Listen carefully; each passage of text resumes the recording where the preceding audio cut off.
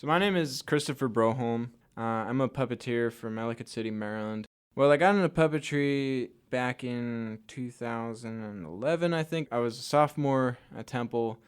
I was taking like theater design classes. Wasn't really interested in like the whole performing aspect of theater.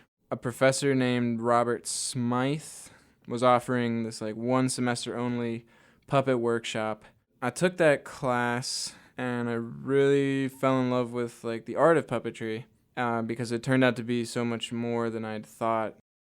I basically then switched to everything else in theater, more on like the performance and writing and directing side, so that when I graduated I would be able to pursue puppetry. So when that finally happened, I started sort of writing and directing my own sort of short puppet pieces that I would go and do at puppet slams. I did one in New York. It was called Schrodinger's Cat. I recently did one here in Philly for the Puppet Manuel Festo. This one is called Maize or Maize or Corn for those of us above the border. While I was at Temple, I guess my unofficial minor was Ancient Mesoamerican Studies.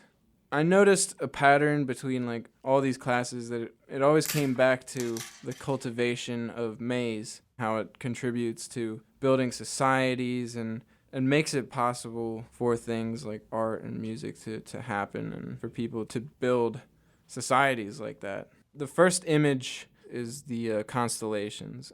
The way that it kind of ties in with maize is that maize allows you to build, or agriculture in general allows you to create these large societies where you can have people that dedicate their lives to astronomy rather than like working in a field all their lives. The next image is a hand coming down and planting the seed, and that hand planting the seed just kind of speaks to that deep relationship between humans and corn. However, things, of course, aren't always good. There's things like blight and drought and all this stuff. I then made a character which is a skull.